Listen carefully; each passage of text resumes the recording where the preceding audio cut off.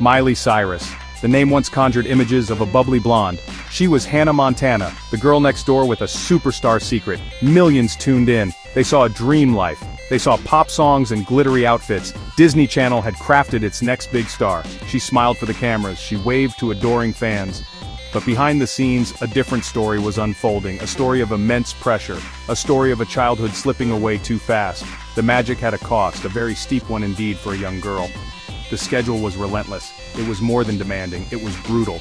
Imagine being 12 or 13 years old. Your day starts at 5:30 in the morning. It doesn't end until 7 in the evening, sometimes later. This was Miley's reality. Filming Hannah Montana consumed her weekdays.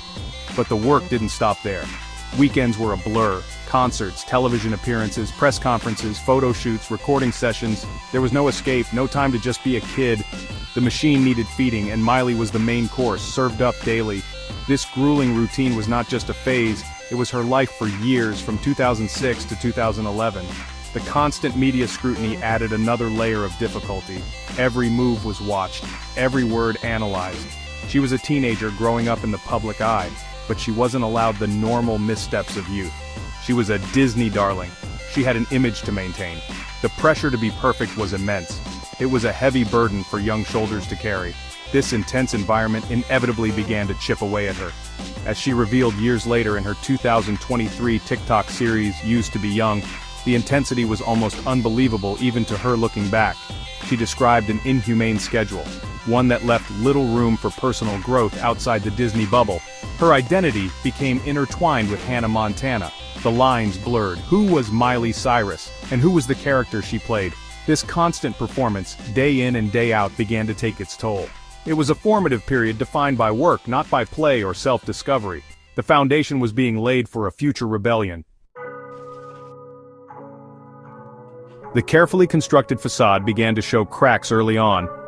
In 2008, a cover story sent shockwaves. 15-year-old Miley, photographed by Annie Leibovitz, appeared with only a white sheet. The image was artistic, but the public outcry was immediate and fierce. She was accused of being too provocative, too adult for her Disney audience. The backlash was swift. Disney was reportedly furious. The pressure mounted. Miley, a child, was forced to issue an apology. She said she was embarrassed. She said the photos were misinterpreted.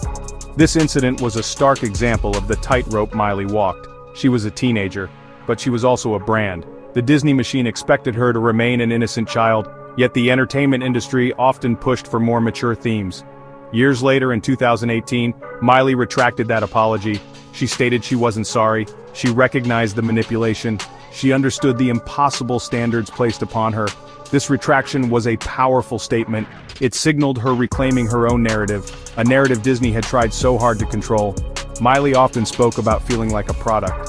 She felt valuable only when she was in character as Hannah Montana. This dehumanizing experience had a profound impact. She felt she was a round-the-clock product, always on display, always expected to perform. This sense of being commodified is a common thread among child stars. They are assets. Their childhood becomes a business. Their identity is shaped by market demands, not by their own internal compass. It's a dangerous game for anyone, let alone a developing adolescent. The pressure also manifested in body image struggles. Disney executives, perhaps in an attempt to avoid one kind of controversy, reportedly didn't want to promote an ultra-thin pop star. But this well-intentioned effort created other issues for Miley. She was a teenager. Her body was changing. The scrutiny was relentless. Any perceived imperfection was magnified. This constant judgment during such volatile years can leave deep scars. The pursuit of a perfect image dictated by others can lead to a distorted sense of self. It's a battle many young women in the spotlight face.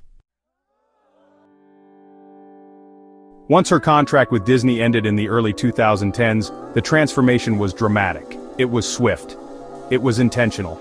Miley Cyrus was ready to shed the skin of Hannah Montana. She was determined to dismantle the shiny all-American persona, the persona that had defined her for so long, but perhaps it had also confined her.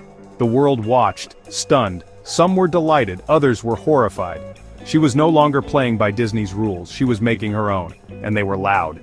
The Bangers era, starting around 2013, marked her definitive break.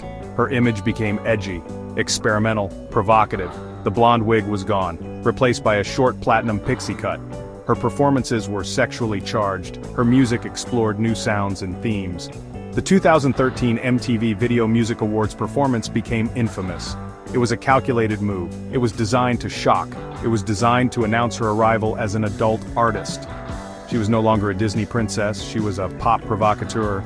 Society's reaction was a mix of fascination and condemnation. Many critics and parents were outraged. They felt she had betrayed her wholesome image. They worried about her influence on young fans. Yet many others applauded her boldness. They saw it as an act of liberation, a young woman taking control of her career, her body, her narrative.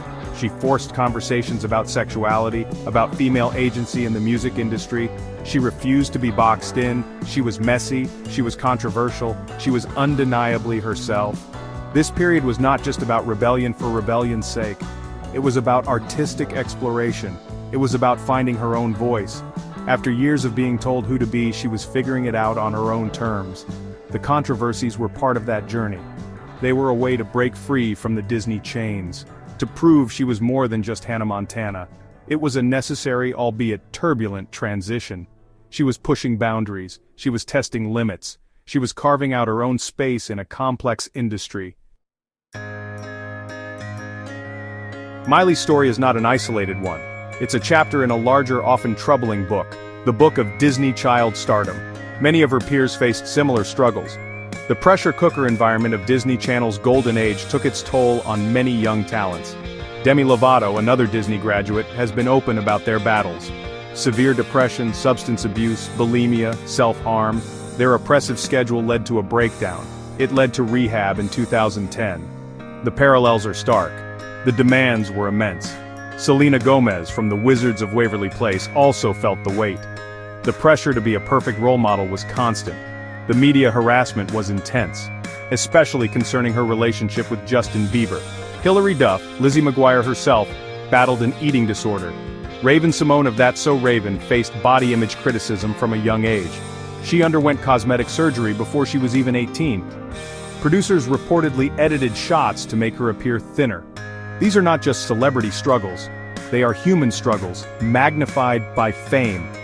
The revelations about the mistreatment of child stars gained new traction in early 2024. This was partly due to the Nickelodeon expose Quiet on Set: The Dark Side of Kids TV.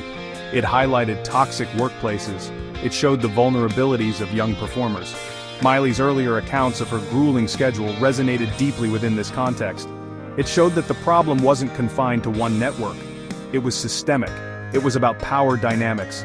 It was about profit over well-being, a pattern of exploitation. Today, on June 2, 2025, Miley Cyrus is a Grammy award-winning artist. She has a substantial fan base. Her image has evolved again.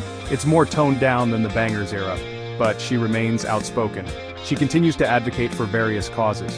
Her journey from Disney darling to controversial icon and now to a respected musician is a complex one. It serves as a cautionary tale. But it also serves as a story of resilience. Her experiences have undeniably contributed to the ongoing critical discussions about child star welfare, and the need for an industry to do better by its youngest talents.